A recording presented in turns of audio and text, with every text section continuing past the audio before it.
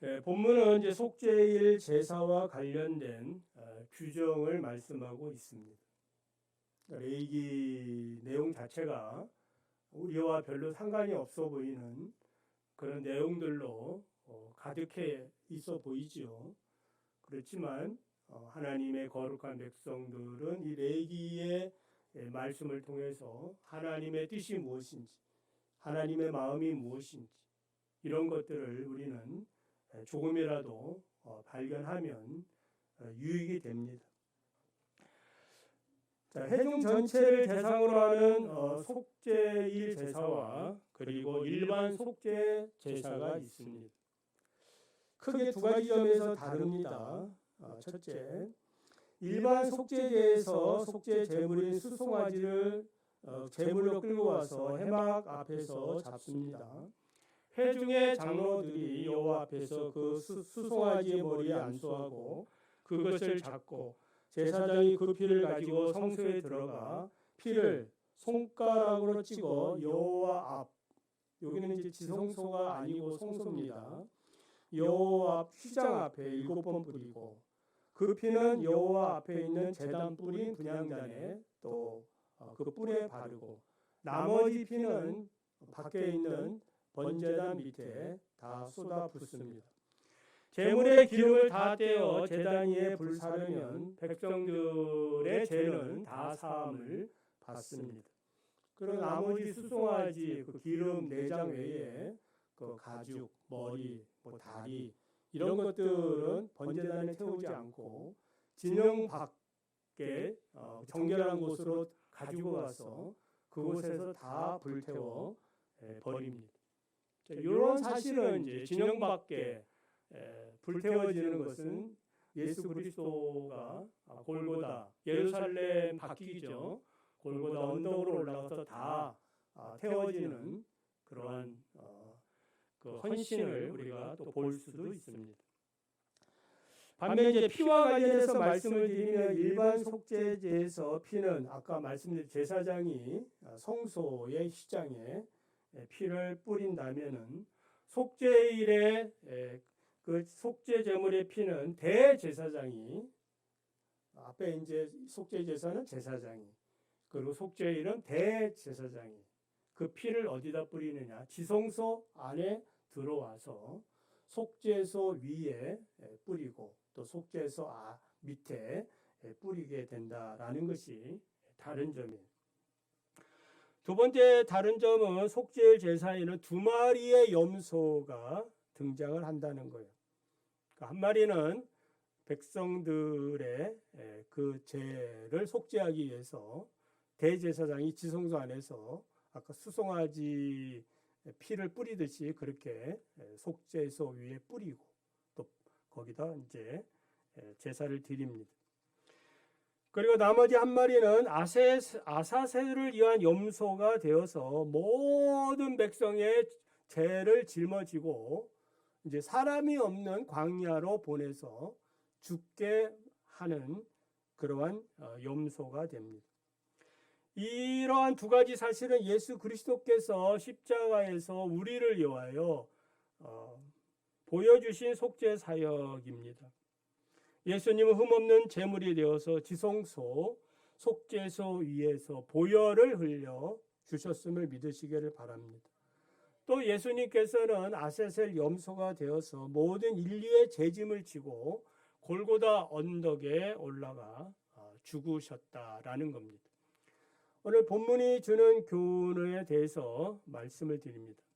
첫째, 이제 제사함을 받기 위해서는 반드시 피가 필요합니다. 속죄일 제사 때에 대제사장 아론은 지성소 안에 3번 들어갑니다. 첫 번째는 여호와 앞에 분향하기 위해서 들어갑니다. 향로에 그 향연을 피우면서 들어가고, 두 번째는 아론 자신과 가족을 위해서 속죄 제물인 수송아지의 피를 들고 가서 속죄소 위에 뿌리고 또 앞에 7번 뿌립니다. 그리고 세 번째는 누구의 피? 염소의 피를 들고 가서 백성을 위하여 이제 동일하게 속죄 제사 절차를 진행합니다.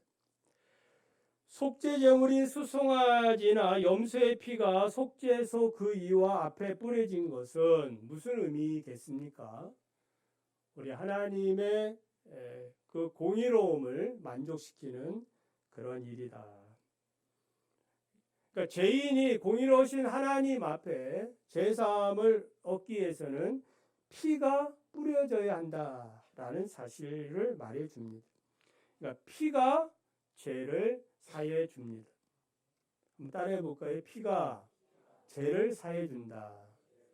다른 방법으로 인간의 죄가 용서를 받는 길이 이 세상에는 없어요.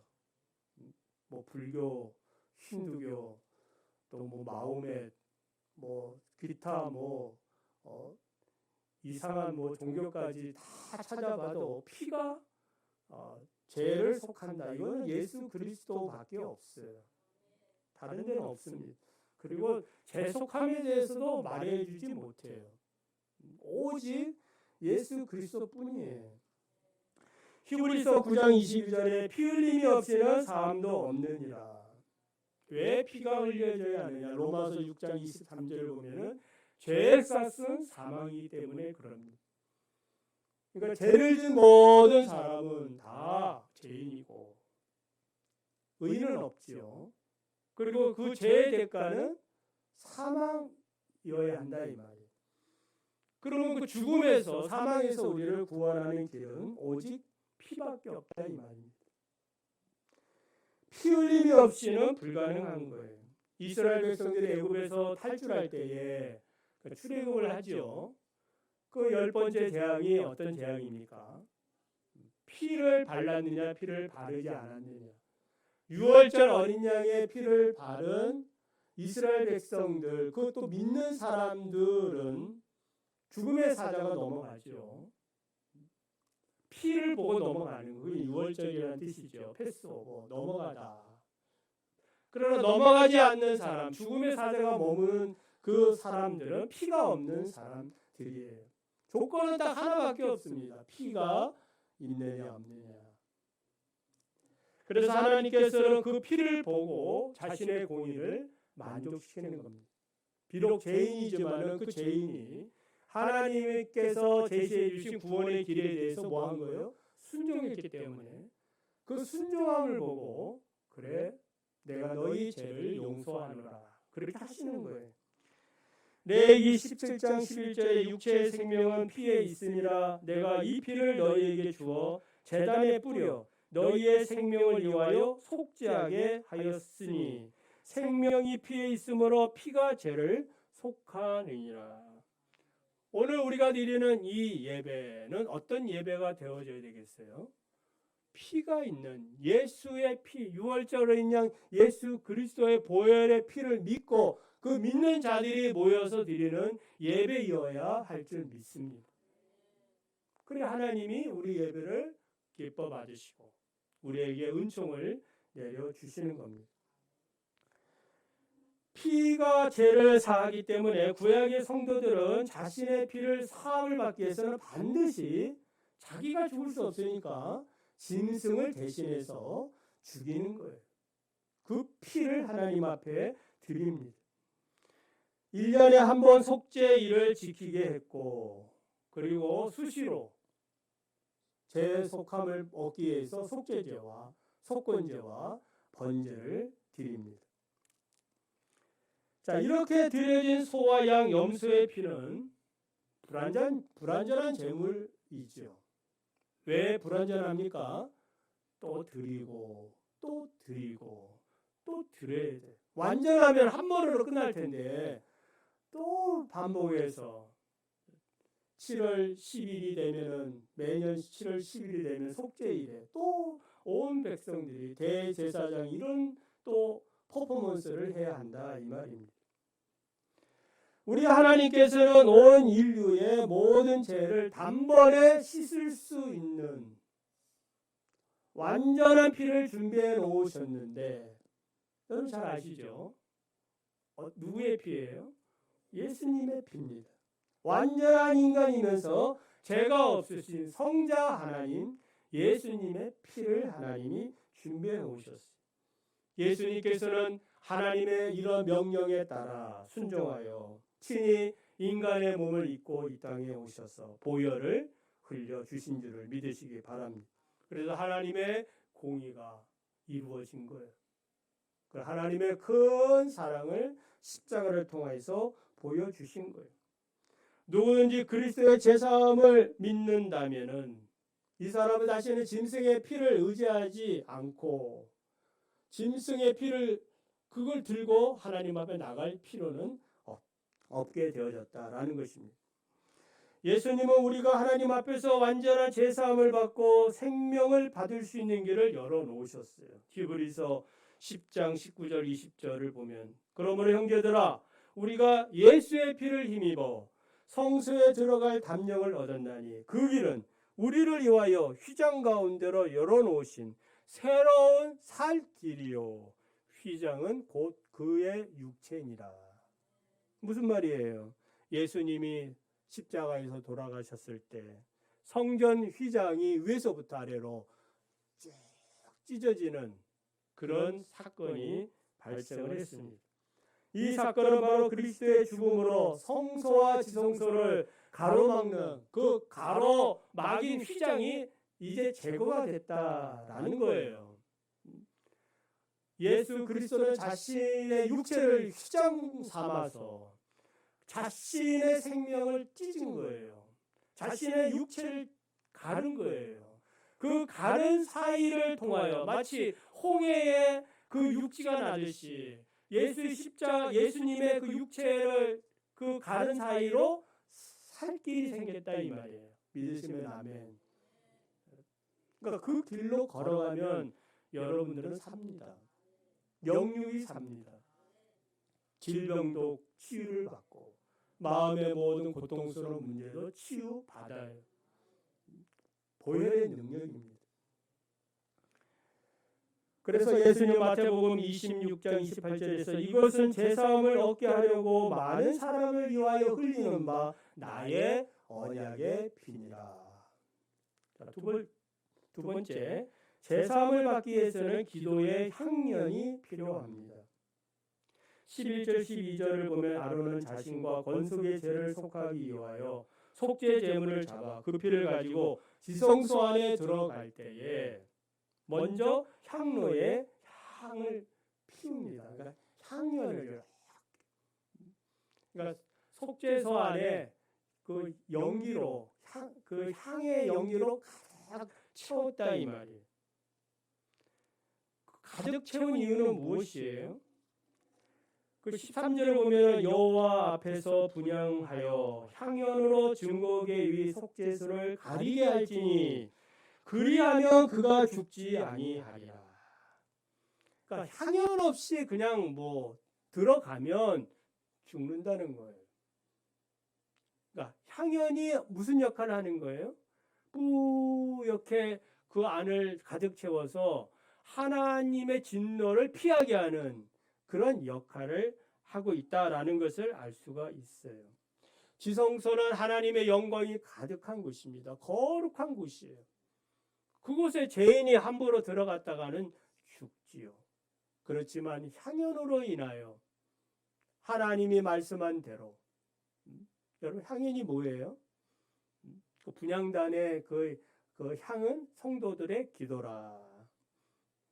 여러분 이 시간에 기도하며 이 말씀을 들으시기 바랍니다. 기도로 하나님 앞에 나아가는 거예요. 주님이 말씀하셨습니다.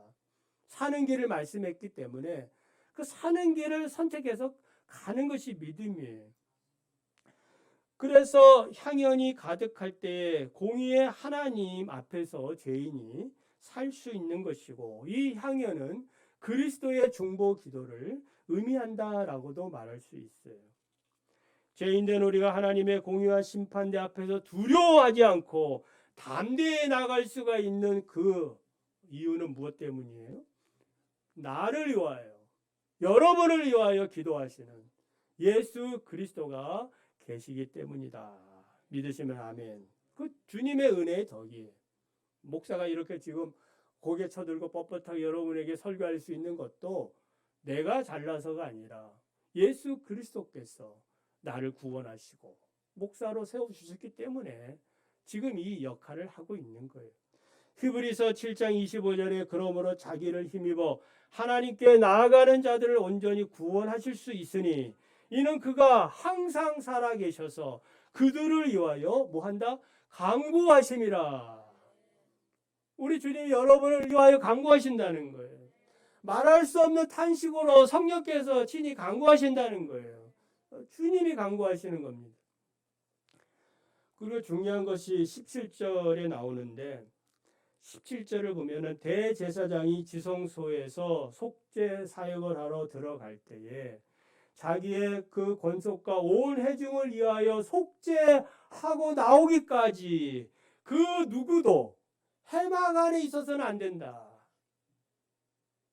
그러니까 그 해막이 이제 성소와 지성소를 구분하는데 그 해막 안에 누구만 혼자 있는 거예요. 대제사장 아론 혼자만 지금 그 일을 하고 있는 거예요. 다른 사람이 그 역할을 할 수가 없습니다. 예수님이 겟세마네 동산에서 기도하실 때 저는 이 말씀을 이렇게 또 생각을 해봤다 이 말이에요. 11제자 이제 가룟 유다를 배반하러 이제 떠났고 11제자 이렇게 데리고 겟세마네 가서 특별히 3명의 제자를 더 가까이 두고 나와 함께 기도하자라고 말씀하잖아요. 근데 예수님이 이제 3번 주님 원하시면 이 잔을 내게서 이렇게 떠나가게 해 주십시오. 그러나 주님 원대로 하십시오라고 이제 기도를 그 하실 때 제자들은 어떻게 했어요? 다 졸았습니다. 뭐 제자라고 우리가 이제 제자라고 생각하면 우리도 뭐 졸려고 갔습니까? 졸고 싶어서 갔어요? 아니다 이 말이에요. 어떻게 하든지 주님의 고난에 저렇게 주님이 애를 쓰시는데 뭔가 도움이 되려고 간 거 아니겠어요? 그래 주님과 함께 기도하려고 해도 안 되는 거예요. 무엇 때문에? 그 십자가의 일은 누구만이 가실 수 있으니까 오직 주님만이 가셔야 하는 길이에요. 제가 여러분의 그 삶을 어떻게 하면 큰 도움이 되겠습니까? 여러분이 가야 할 길은 여러분들이 감당해야 되는 몫이다라고 생각할 수 있어요.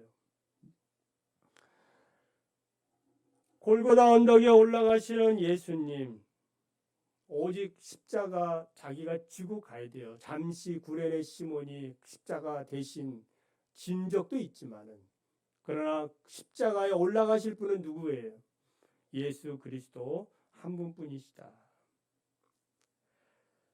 외롭고 힘든 그 길, 흑암이 3시간 동안 임하긴 했지만은 땅도 울고 하늘도 운 그런 그 고독의 시간들을 온전히 예수님께서는 홀로 받으셔야 했다라는 사실을 우리는 묵상할 때 감사하시기를 바랍니다. 예수님 십자가에서 자신의 심정을 이렇게 고백하지 않습니까? 엘리 엘리 라마 사박다니 나의 하나님 어찌하여 나를 버리셨습니까? 그 누가 십자가의 길 구원의 길 갈 수가 없다는 거예요. 지성소 안에서 백성의 제사함을 위해 중보하는 대제사장 오직 혼자 있고 혼자서 이 모든 일을 감당했던 것입니다. 우리도 때론 누가 도와주지 않아도 내가 가야 할 길이라면 묵묵히 또 자기를 부인하고 자기 십자가를 지고 가야 할 줄을 믿습니다. 여러분의 몫이에요. 목사가 감당해야 할 몫이 있고 여러분 장로로서의 또 감당해야 할 몫이 있는 거예요. 권사로서 집사님으로서 또 자녀로서 각자에게 주어진 그 몫을 잘 감당하는 것. 그 길이 사명의 길이고 십자가의 길이고 자기를 부인하는 길이에요. 고독의 길이다 이 말입니다. 예수님이 우리를 구원하시려고 그 길을 가셨어요. 자, 3번째는 죄사함을 받기 위해서는 아사셀을 위한 염소가 필요합니다. 첫 번째는 피가 필요하고 두 번째는 향연이 필요하고 세 번째는 아사셀 염소가 필요합니다. 본문 20절, 22절을 보면은 아사셀을 위한 염소 규정이 나옵니다. 아사셀이란 무슨 뜻이냐? 염소라는 말과 가버리다, 또 사라지다 라는 이 뜻이 합쳐진 합성어입니다. 즉 아사셀이란 내어 보내는 염소라는 뜻입니다. 아사셀을 위한 염소가 광야로 보내기 전에, 그 전에 한 마리의 한 다른 염소가 희생 제물이 되었지요. 그러니까 이 희생된 염소는 앞서 이제 설명했듯이 대제사장이 속죄소 위에서 뭐 하는 거예요? 그 피를 뿌렸어요. 근데 백성들이 이 장면은 볼 수 없죠. 오직 대제사장 혼자서 이 속죄 사역을 감당하고 있거든요. 그러니까 백성들이 대제사장이 우리를 위하여 온전히 속죄의 피를 흘려주셨구나, 그 뿌렸구나를 어떻게 하냐면은 살아나오면 그것을 통해서 이제 우리의 죄가 용서를 받았구나, 이렇게 1차적으로 생각을 하고, 자 2차적인 그런 그 속죄는 무엇으로 이루어지는 거예요? 아사셀 염소를 이제 이 보내는 이 과정을 통해서 온 백성들이 이제 보는 거예요. 물론 그 장면이 작으니까 위성 TV라도 있으면 다 이렇게 쏘아서 다들 이렇게 지금 관람할 수 있겠죠. 그 예식에 참여할 수 있겠지만은 제한적이지만은 많은 백성들이 이 장면을 볼 수가 있는 거예요. 그러니까 월드컵 경기, 결승 경기 그거 보듯이 보는 거 아니겠습니까? 이제 그 자기들의 눈으로 볼 수 있는 거니까. 그래서 이 아사셀 염소가 이제 백성의 죄를 다 담당하고 백성들의 시야에서 사라지는 그 순간에 어떻겠습니까? 백성들이 반응이 환호를 하고 막 박수치고 할렐루야, 우리의 죄가 저렇게 사라졌다라고 믿는 거 아니겠어요? 여러분, 예수 그리스도가 여러분의 죄를 다 용서했음을 믿고 찬양하고 기뻐합니까? 아멘. 그 매일매일 우리는 예배를 통하여 이것들을 확인하는 거예요. 자, 21절을 보면은 대제사장은 광야로 보낼 아사셀 염소에게 안수하는데 어떻게 안수하는 거예요?